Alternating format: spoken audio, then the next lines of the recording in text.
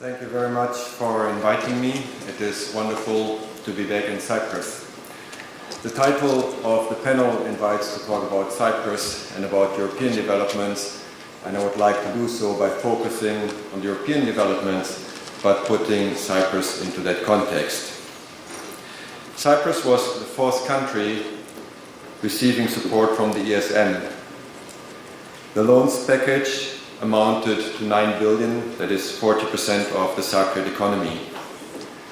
I can say that we are proud to see Cyprus has mastered the difficulties and is now standing on its own feet. It is one of the success stories that we see how our programs evolve.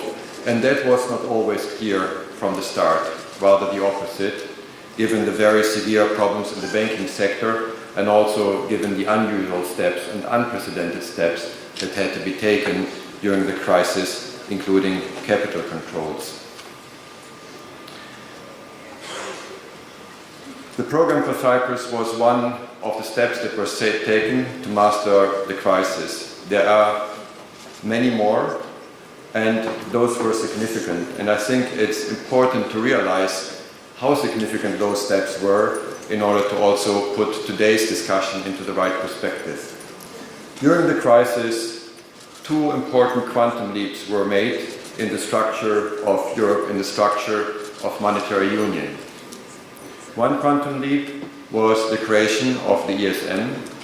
The ESM as a crisis resolution mechanism, the ESM as a lender of last resort for the sovereigns to address a problem that had kept an institutional lacuna before in order to be able to help countries in the crisis situation. The second was banking union. Before the crisis, the authority to supervise and resolve Europe's largest bank was held with national authorities. Now that has been moved to the European level with a single supervisory mechanism and a single resolution mechanism. And that is an important step in order to make progress towards a common banking market and towards breaking the doom loop between banks and sovereigns. And I think here the experience of Cyprus, which has been very painful at the time, was relevant for the development of banking union. At the beginning of the crisis, banks were bailed out and the burden was put on the balance sheet of taxpayers and households. We have moved away from that approach. We have moved towards a process where investors and banks are held accountable and have to participate in banks' rescues, and the burden is not put anymore entirely on others. But we have also learned of the painful process, and it's important to note that the banking sector has strengthened today, and it's important to know that there has to be more preparation to precisely avoid the troubles that Cyprus had to go through. Higher capital and liquidity requirements are in place, and also bail-inable liabilities are built up in order to help in a crisis situation. But European banks are not out of the woods yet, we know that, and more has to be done. There are different challenges to be addressed. The first one is that still the ratio of non-performing loans remains too high. That is a problem in this country, but beyond, and measures are taken as the government is doing here. A second point is low profitability. Banks not necessarily earn the cost of capital. That makes them less attractive for investors and undermines their ability to generate internally the capital needed to build up crisis buffers. Because of the incomplete recovery in the banking sector, they often have not a sufficiently strong position to deal with competition from firms that belong to the shadow banking sector and are less regulated. as well as fintech companies. I think it is important to also take the developments outside the sector as an opportunity and try to build up again a competitive edge by adopting fintech in order to make the system more efficient while at the same time remain safe. Finally, a number of prominent money laundering scandals across Europe have shown that there is more need to also work on that side, because after all, those cases also led to financial stability concerns. Banks themselves have done a lot in order to address the situation and need to do more if you want to come to what I think is essential for Europe, which is a common banking market underpinning its robustness. Nevertheless, the challenges are also on the public sector side, and policy steps need to be taken, and the agenda is set for that. More specifically, there are 2 points on that agenda that are discussed concretely.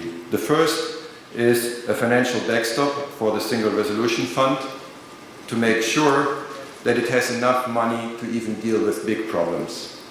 Here it has been decided that the ESM should take that role. The second element is a common deposit insurance scheme. This is certainly a more controversial topic and requires more discussion. Still, due to a lack of trust in the banking systems in different countries, but that can be addressed by further progressing on the risk reduction side and further reducing non-performing loans. Nevertheless, in our view, the Common Deposit Insurance Scheme is indeed a crucial plank of the banking union. If it had been in place during the crisis, we think that some of the costs of the programs that we had could actually have been prevented, because it would have instilled trust in the system. So completing the banking union, and that arm of the banking union, is one important element that we have to tackle in order to move forward. Another important point is the strengthening of the ESM. And here there are a number of new tasks that are considered.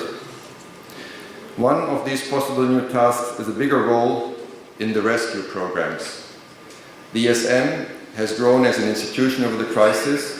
We have learned, we have shown our expertise, in particularly when it comes to debt sustainability, when it comes to markets, market analysis, and that can be brought to the benefit of future crisis situations in order to make us stronger.